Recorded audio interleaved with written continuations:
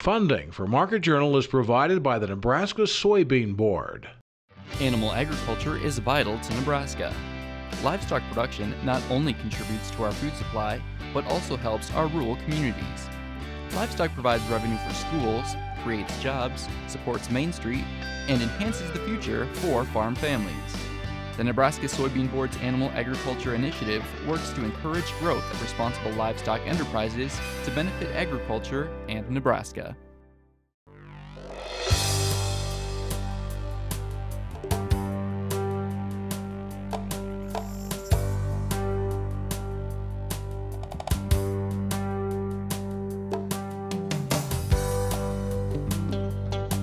Market Journal, television for making agricultural business decisions, is a presentation of the University of Nebraska-Lincoln Extension, where you can know how, know now.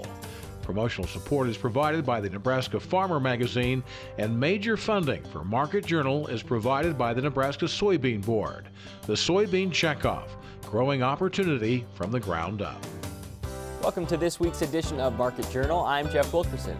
On this episode, Jeff Peterson analyzes corn and soybean markets. Brad Lubben explains coverage options under the new Farm Bill. Bruce Anderson discusses cow nutrition after calving. And Loren Giesler recaps the results from 2013 soybean cyst nematode testing. Jeff Peterson from Heartland Farm Partners is our marketing analyst this week. It was another big week for the soybean market, with March soybeans reaching above $14 a bushel midweek. Looking ahead at the calendar for March, 3 potentially key USDA reports occur on Monday the 10th and 3 weeks later on the 31st. The first on the 10th will feature the release of the March crop report, while the last day of the month will showcase the quarterly stocks report and the projections for prospective plantings. Looking ahead at what March has in store after a strong February, we talked with Jeff Friday morning. Soybeans yesterday on Thursday saw a big trade range, and they closed down in the end, but they started up again this morning. What do you think has really fueled soybeans here? You know, and that's a question we're getting asked a lot in the different farm shows we're doing and the meetings, Jeff. And really it's all about the amount of soybeans that are out there. I think there's plenty of beans in the right place, but right now what it really looks like is everybody says, you know, are we going to run out in the U.S.? That's what's really driving this market. How much is the export market contributing to that? You know, and it's all about the exports, because right now we're 107% of the USDA number already, and that's an extra 100 million bushels. So somehow we have to find out a way, because if we take those 100 million bushels out of our carryout, we're down to about 50 million bushels left, and that's not enough soybeans. You saw yesterday morning beans took off on fire, and then they closed down in the end. You thought, okay, maybe this is it, maybe the ship has turned. If it does turn, how ugly will it be once it does? I think the best way to really look at that is take a look at a chart, and as fast as we went up is probably as fast as we come back down. So I think there's definitely at some point. Now, whether we've done that or not yet, Jeff, I don't think we probably have yet. I don't think we've solved the problems yet. So I think we've got a little bit more time yet. Where would the chart levels of support be? You know, the first level we'd really look at would be 1377. That'd be a very natural level that we broke through on the way up, so it becomes resistance. And then once we go down below that, then we'd be at 1339. If you had old crop left of soybeans, is this the opportunity to sell? It is. I would gradually go ahead and make sales on this move in here and get them moved. By the time this thing's over, I'd want to be out of old crop beans. And new crop, is this an opportunity to sell as well? It is. I mean, we've been looking for an opportunity to get prices sold up in these areas. I would use it as a way to get sold up to my crop insurance levels on this move. Where are the contracts at here? Are they long? Are they short? Yeah, as we take a look at the speculators in this market, they're long, Jeff. They're long as 250,000 contracts. That would be as long as they were going clear back to when we had the big drought in 2012. So they see some potential yet? They do. They see a situation that hasn't been corrected yet. What everybody's looking for is China to come in and actually get out of trades. And so far on the export side, they have not done that. They've continued to keep all those sales on the books. All right, the question to the south then. South America, Argentina, and Brazil, if they do in fact produce record crops, when does that influence come in and how much can it be? Well, actually, everybody's a little surprised that the influence hasn't been there already. We've got, you know, Brazil approaching about 45% harvested by this weekend. So those bushels are definitely making it to the ports, and they're actually flowing out of the ports on their way to China and the other markets.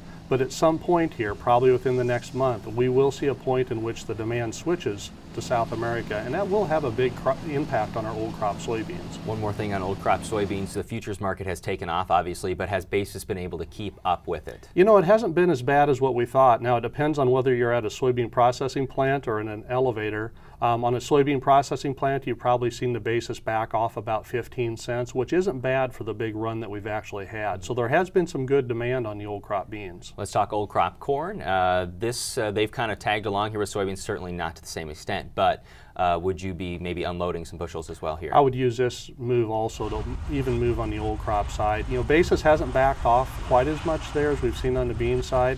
At a really strong, you know, at an ethanol plant, that's where that demand can change quite a bit, depends on whether they get full or not.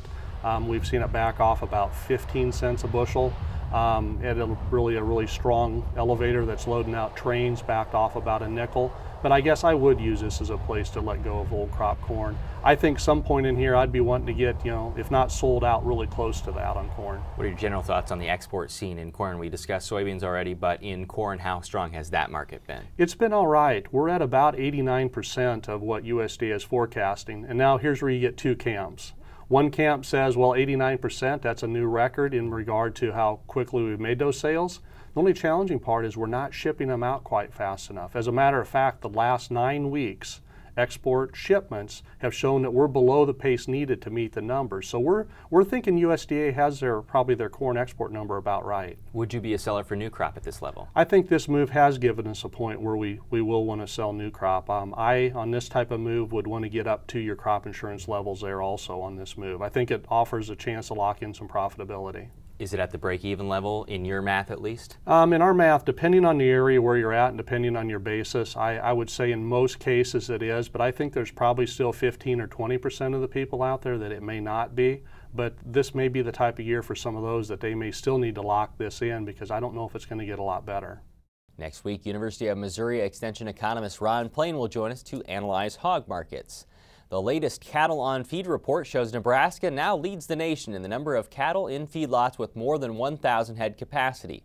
The state narrowly overtook Texas for the top spot. Overall, the number of cattle and calves on feed February 1st was 3% below a year ago, with placements 9% higher. The recently passed Farm Bill will offer producers options on commodity coverage between ARC and PLC. ARC stands for Agriculture Risk Coverage. PLC stands for Price Loss Coverage. UNL Extension Public Policy Specialist Brad Lubben joined us earlier this week to discuss the two and what's ahead for farmers after a long wait for a new 5-year Farm Bill. Well, for producers it means decisions. Lots of analysis, lots of decisions ahead. Commodity program changes, even conservation program changes really will require some new looks from producers. Yeah, I read a recap of the new commodity programs with ARC and PLC, Ag Risk and Price Loss Coverage, and I didn't have fun doing it. So I don't know how you do it on a day-to-day basis, but let's talk about some of these and the decisions that producers will make. And let's start in ARC, and they can use it on the county and the farm level. Explain how it works. Well, it's interesting, Jeff. At least it's interesting for some of us to study, right? We knew a revenue versus price safety net was in the books, and even in 2008, acre versus the countercyclical was revenue versus price. The new ARC program is just a modification of that revenue concept. ARC at the county versus ARC at the farm protect a revenue calculation at the county level, a 5-year average yield times a 5-year average price times 86%, and there's your revenue guarantee, crop by crop, farm by farm, based on county numbers. If you want to choose ARC at the farm, it's a little more complicated. It's your cropping history and revenue from the last 5 years, and an Olympic average of your revenue from the last 5 years. So it's a sort of dependent upon the crops you've grown, that ratio of crops compared to your planted acreage. It's fundamentally sort of a whole farm safety net, regardless of how many crops, how many acres you have, a whole farm that you're trying to protect. That's what ARC at the farm does. ARC at the farm is not quite as lucrative perhaps as what we originally analyzed with language from last year because of some changes here. Instead of crop by crop, it's the whole farm. But it's still this basic decision. Do I want to protect revenue at the farm, or would I rather protect revenue at the county level? It's not a perfect predictor of farm results, but it does help you cover those widespread events like drought. Or do I want price loss coverage?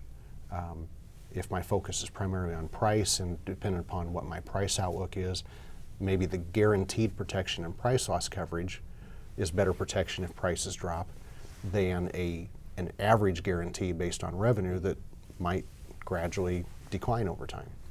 So producers have to make decision number one. Do I choose ARC at the farm and enroll the whole farm in it that way?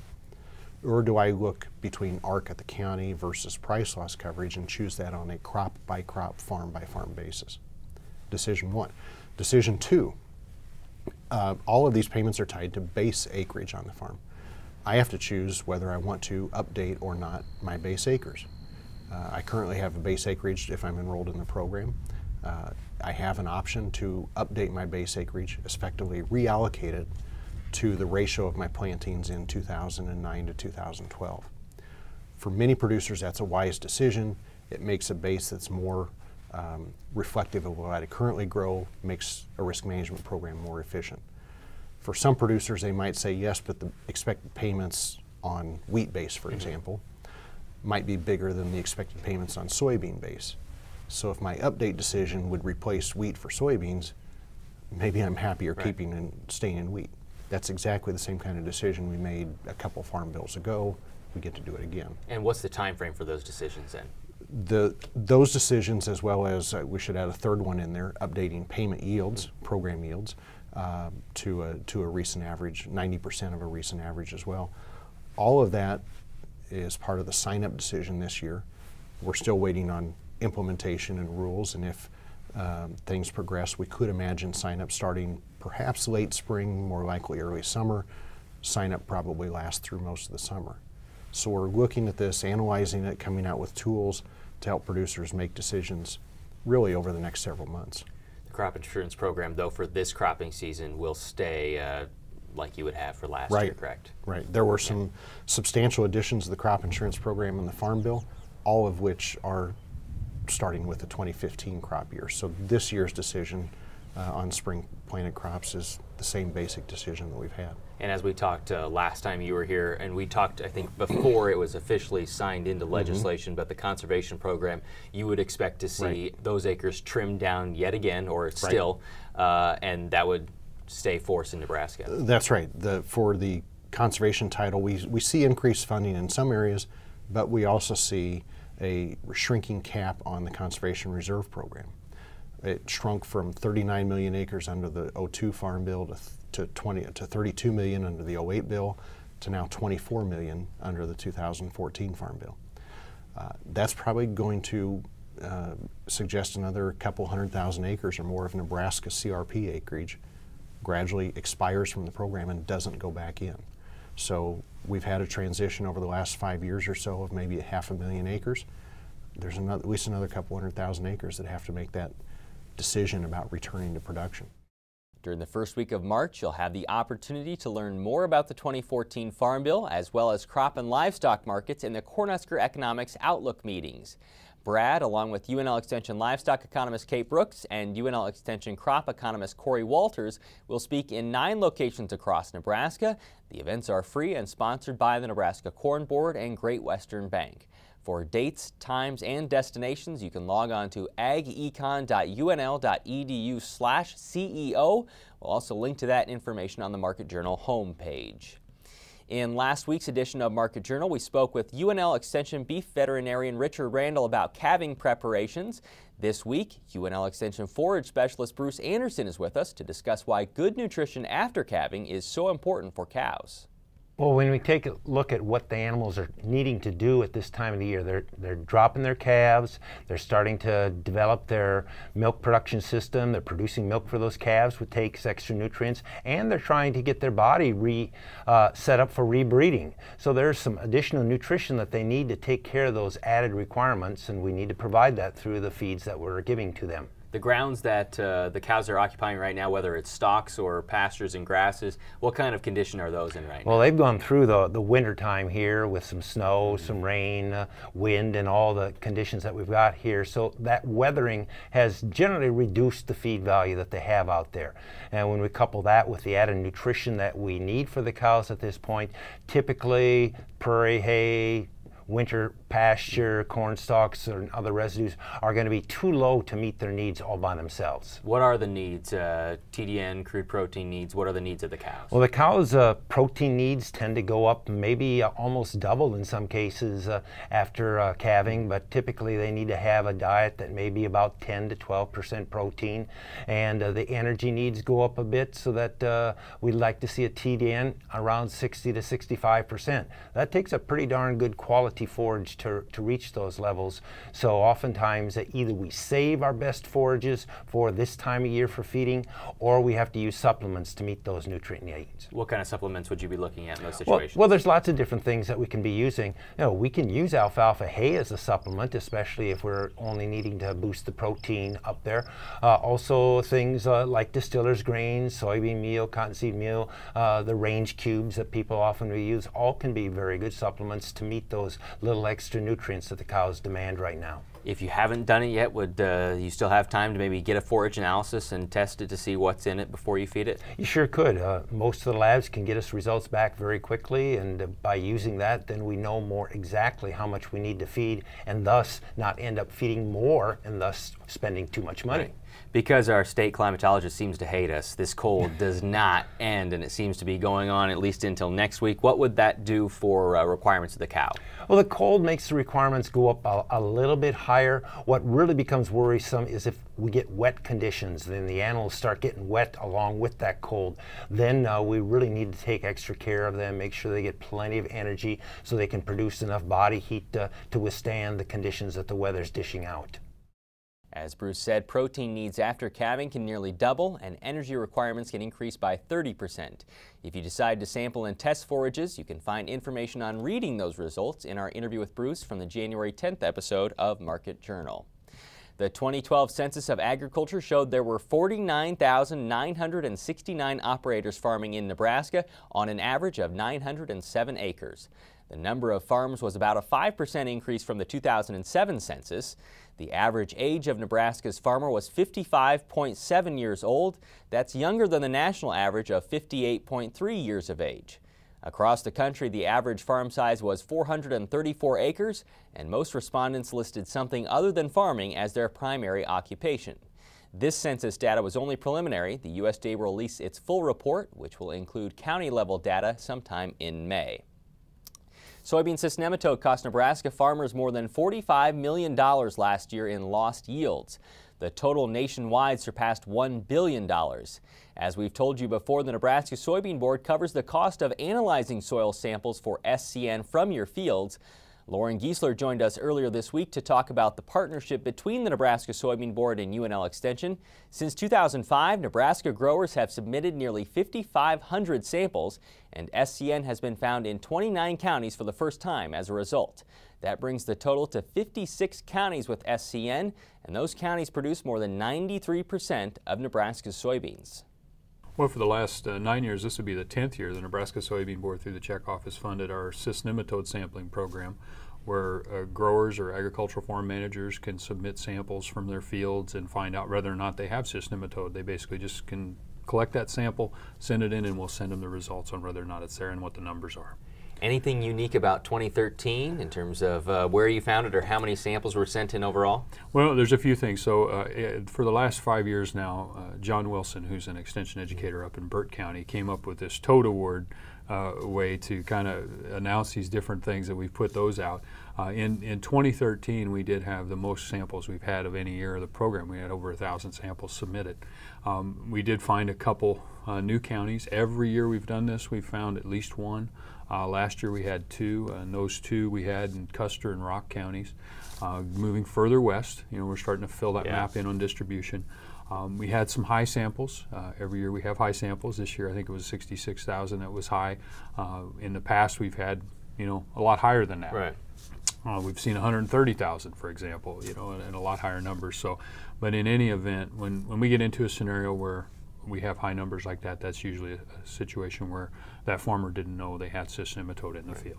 This is now, as you said, it's spreading farther west, and it's covering a significant portion of the soybean growing area in Nebraska. 93% of the soybeans, it's kind of accounting for all of that area. So this is a big deal for Nebraska farmers. The varieties, the resistant varieties that that farmers are planting, have they been effective against soybean cyst nematode? Well, they are, and that's really the number one choice in managing this is growing resistant varieties.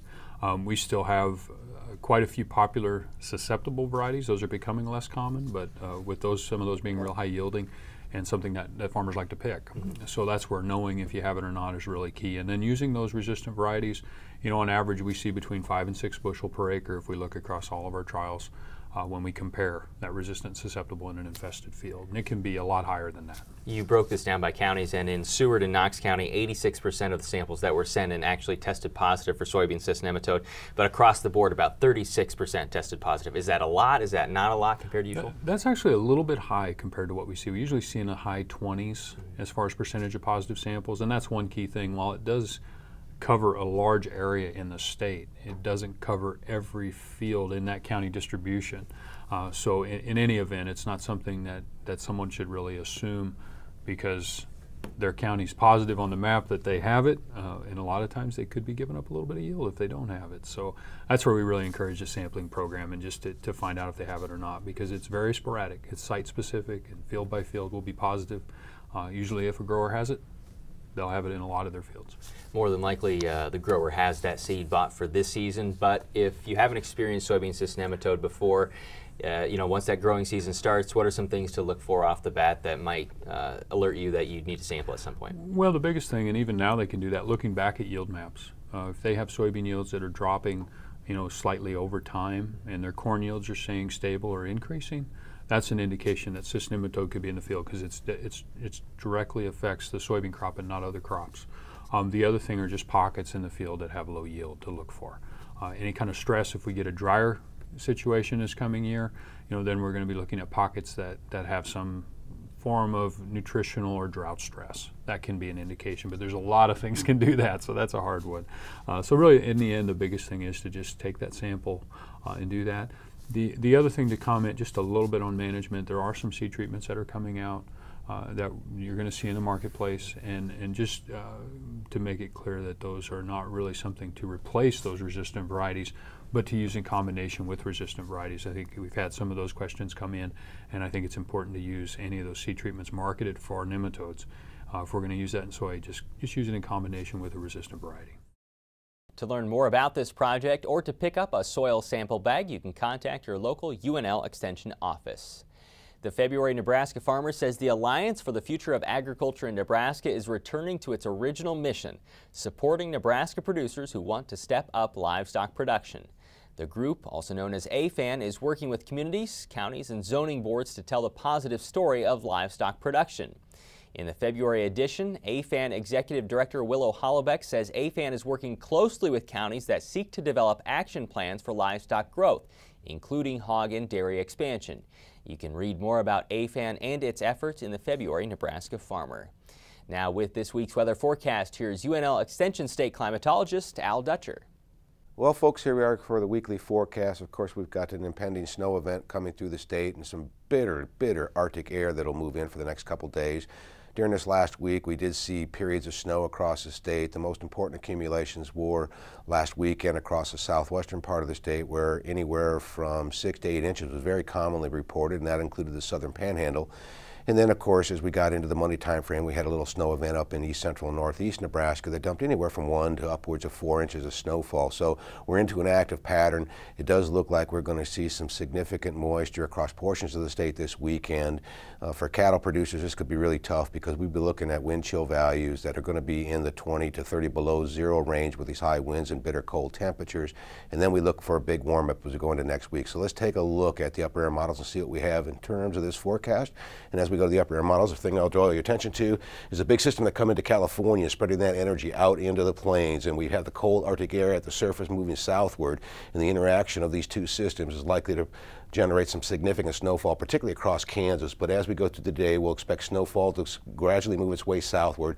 We're expecting up in north central northeastern Nebraska in the area of 2 to 3 inches of snowfall. And then we'll be looking at 1 to 2 as we go, as this system moves out into the south of the I-80 corridor. Now, as we go into tomorrow, we'll see the system trying to eject out into the southern plains, and that's going to bring moisture over top of this cold air dome. So across Kansas, we could be looking at easily 6+ inches of snowfall. Southeast Nebraska, we could be looking at 3 to 5. And as you get to the I-80 corridor, basically another couple inches of snowfall. If this moves a little bit farther northward, we could be looking at more than 6-inch accumulations south of Interstate 80, widespread from south central to southeast Nebraska. Now, as we go into Monday, that system will rapidly move toward the east, and we'll start to see the ridging pattern building back in, and so we'll see a bump up in temperatures. We actually might even break the freezing mark across southwestern Nebraska, but we'll keep the cool conditions in the northeast.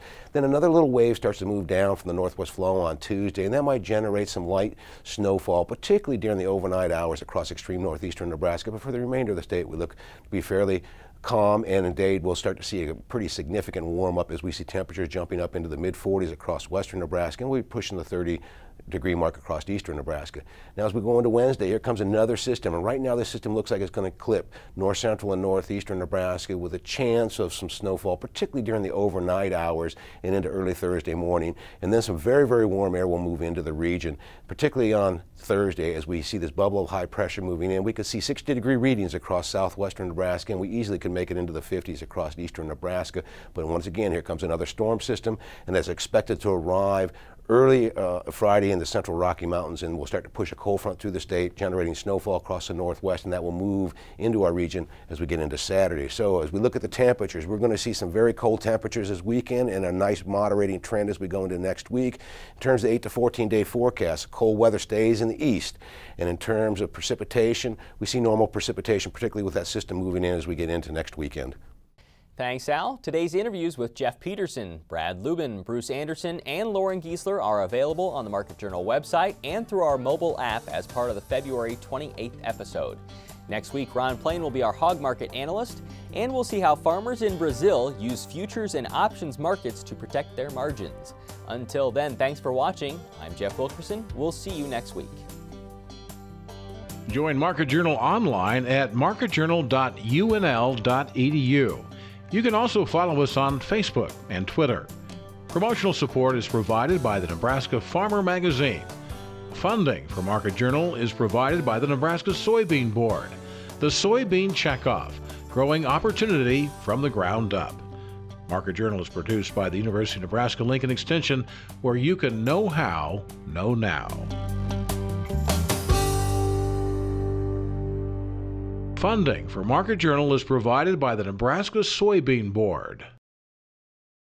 America's export of soybeans helps the U.S. maintain a positive agricultural trade balance.